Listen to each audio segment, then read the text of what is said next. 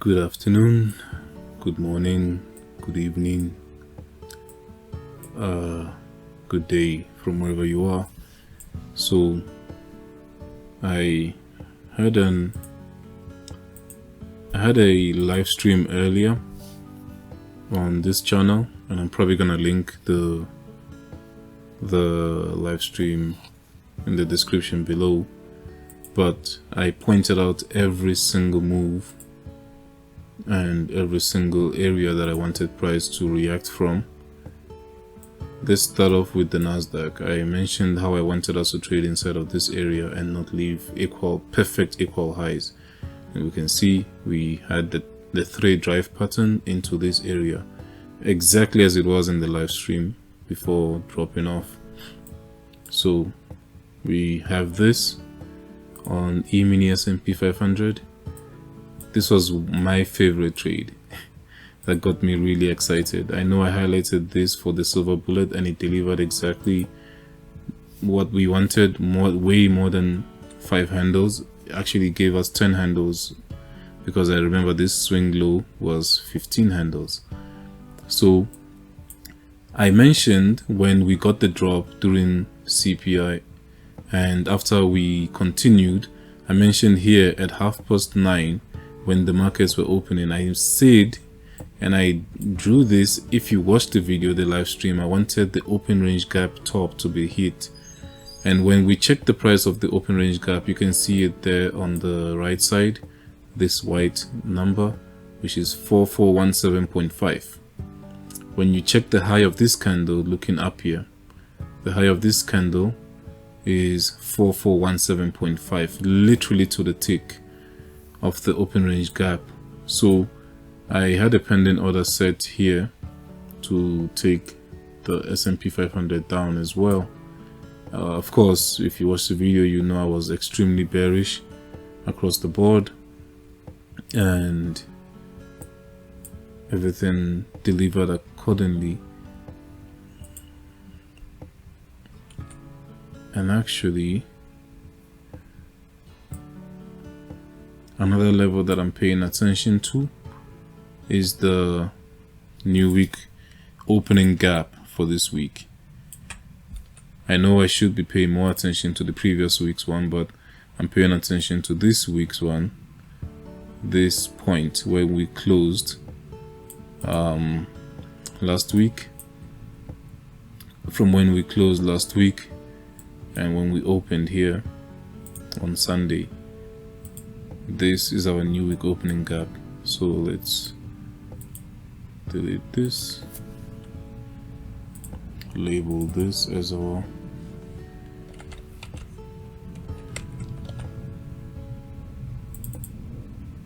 sorry, I made a mistake.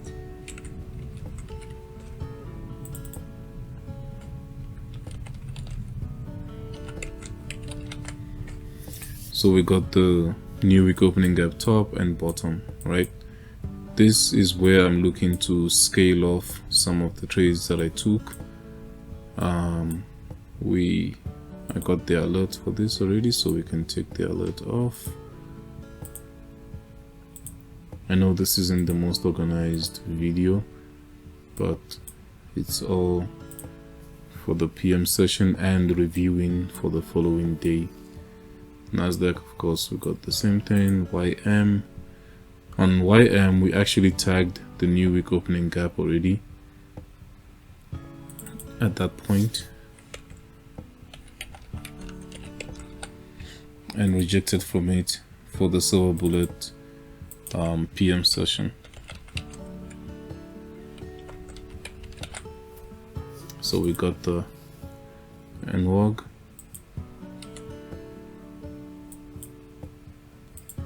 Let's clear these, rejection from it. So this video is primarily for the indices, but I'm still going to cover the currencies right after this. So let's start with the main one that I was paying attention to. So on the daily chart, as we know, I wanted to see this higher fair value gap left open. I actually labeled it as that, and we saw exactly that. We left it open and we are rejecting from this weekly order block inside of a fair value gap and now outside of it. So going back down to the daily, we also highlighted in the video and of course throughout this week that this was the true month's opening, and I wanted to see a rejection from this area. So now I want bullish PDRAs to be respected, to be used as resistant to push price lower, and I want next week to be extremely bearish going into this sell side liquidity and of course the higher time frame sell side liquidity. So this is what I'm looking for going into the coming days. And while we're here, it may not be visible, but we have a daily fair value gap in the form of a buy side imbalance, sell side inefficiency.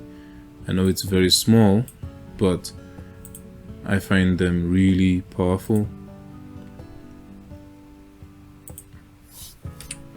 I know I'm claiming that it's an inversion fair value gap even though we haven't closed yet. As we can see, we still have 2 hours and 20 minutes for this fair value gap to for this candle to close. But once this candle closes below this BC, I'll consider it to be an inversion fair value gap. So I will expect the high of tomorrow to be within this area. Going down to the 1 hour chart, you can see how very likely that is.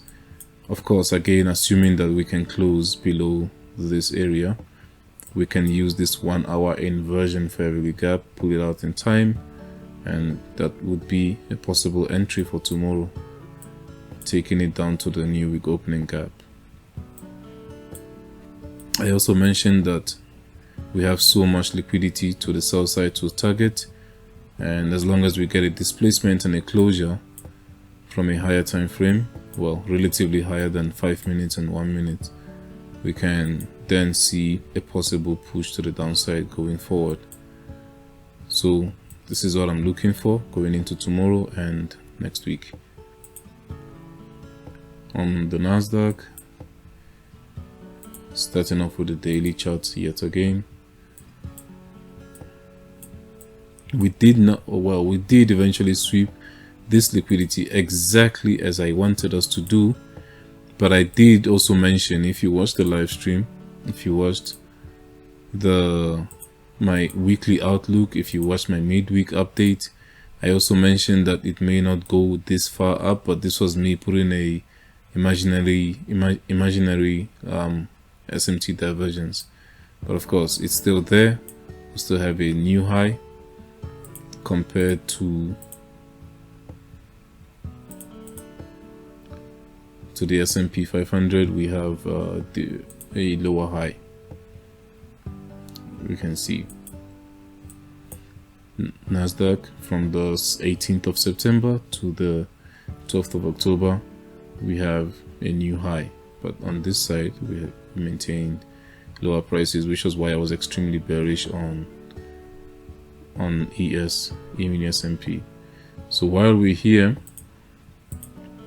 on the daily chart of NASDAQ, let's clear this up. Of course, I have the same targets like the new week opening gaps, these relative equal lows, and the sell side liquidity that comes with it, and of course the weekly and higher time frame imbalances in these areas. So I'm looking for bullish PDRAs to start acting as inversion for lower prices. For example, this fair value gap, I would like to see it act as an inversion. I don't want to see it hold price and push price higher. I would like to, yes, this rejection from it is acceptable, but I'd like to see us break below, close below this swing low, this low from Tuesday, and then we can use it as a resistance for lower prices. So I'm paying very careful attention to the daily chart going into tomorrow and the following week. Of course, I still pay attention to the 90 minutes chart, the 9-hour charts, and all those somewhat different time frames. I don't have anything specific for this PM session, but of course I'm still looking for bearish prices. So if I really wanted to find something, I would look for what I always look for. I start off with a higher time frame PD array. In this case, the next 1 hour PD array I'm seeing here is this inversion fair value gap. We took out the swing low and we closed below this fair value gap, this BC. So I would look to see if price could respect any PD arrays on a lower time frame inside of this area. So this to me is an inversion fair value gap. Then I'll jump down to a 5 minutes chart so to see how price reacts here. So if price can trade here, create some sort of market structure shift, trade back in, I'll use that as an entry for the last hour of trading. Silver bullet entry. So we'll need something like this for me to enter after respecting a higher time frame PD array. So this is what I would have used to enter, and of course it can be a breaker, order block, fair value gap, but that's what I would have used. So there is that. Now we can move on to the currencies. I'm trying not to make the video too long. The dollar index did not tap into the weekly buy side imbalance as I've highlighted in the video already. I set alerts and everything and wanted to see if we could tag into it before pushing higher, but we didn't do that. But what we did do was have a strong displacement, a massive displacement for everyone that has been trailing their stop losses. And of course that's the original accumulation there. This was where people thought was the top. So we started by purging relative equal lows multiple times. We purged it once, purged it twice, and the third time. So even though we did not tag into this, it gave me the bullish signature that I was looking for, and from here of course looking for higher prices. I'm also looking for once bearish PD array to start acting as inversions. For example, this 4-hour CB, I would like to see it act as support for higher prices. So now that we've closed above it, I can consider it to be an inversion fair value gap. So I'd like to see this push price higher going into tomorrow and next week. Of course the opposite applies to the pound, and the pound, very specific level that I highlighted, this white line here saying that I want to see a close by the end of the day. Of course those that were with me on the live session know exactly what that level is. It's this buy side imbalance from the daily chart. So I'd like to see a closure of this candle below this area, below this buy side imbalance. Of course it's 2 hours and 13 minutes left for this daily candle to close, but that's more than good enough for me to want to see us ever trading back into this to act as resistance for lower prices until we meet this first sell side liquidity. But of course those that were watching my videos and those that are following know that this is not my terminus. This is not where I'll be taking profit, because on a higher time frame we still have this sell side liquidity residing over there, and I believe some sort of inefficiency. Yes, the BC is inside of that sell side liquidity. So I'd like to see this tagged in the next coming days and weeks. And that's, of course, we have many inefficiencies along the way, but this is where I would have been targeting short term. Let's scope the 90 minutes chart.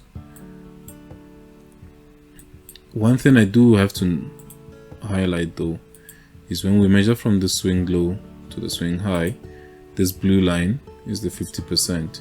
We are currently trading at the 50% of the range, and I expect a consolidation of some sort to happen here. But another thing that I find interesting about the 50% of the range is any fair value gap, or in this case any PD array that you find in the 50% is enough for me to take as an entry to take price lower. Of course, we can also measure from the low, from the high to the low, so we can get the OTE entries, the 61.8 retracements and all. We can see the golden zone is perfectly at the bottom of the line where I said close below by the end of the day. So if we do get some sort of massive retracement into this area, into any area above the blue line, so from this lighter yellow to this proper vibrant yellow color or gold, I'll be looking to sell the pound.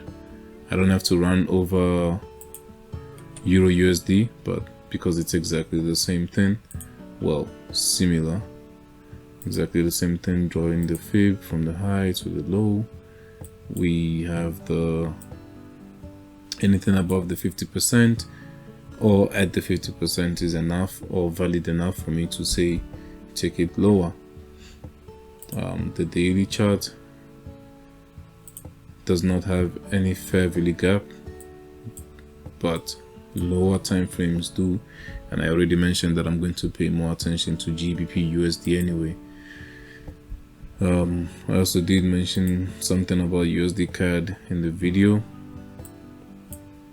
but I had already missed that entry and I'm not going to try and chase price. I usually trade USD CAD whenever I'm trying to trade the dollar, when the other two are not giving me any solid entry, but right now they are, so I'll pay more attention to the other two currency pairs that I just listed now. NZD, USD and oil are the last ones I need to measure. Also, this took out sell side liquidity before trading back higher, which makes perfect sense, but it's still within the weekly order block and the 9-day order block that we have been looking at for the longest of time. So we're still here, and as I said already, if you were trading this, your stop loss would have to be at the swing low, but I'm not trading it, so I'm not trading it right now, so I'm not going to think about it too much. I'll rather wait for a lower time frame market structure shift and re-entry. So for example here, if this 15 minutes candlestick closes, it would have taken out this swing high, and that's my market structure shift. So if this 15 minutes candle can close and print another candle inside of this fair value gap, I can take that higher. So that's, I guess, all I have for oil. With the Kiwi, also missed my entry because my entry was a weekly volume imbalance. I wanted to enter at this point. For those that watch my video, you know, with targeting multiple sell side liquidities, with the invalidation point being this swing high. So that's all I have. That's all I have for now. I don't believe there's anything else missing. So as usual, stay safe, good luck, and good trading.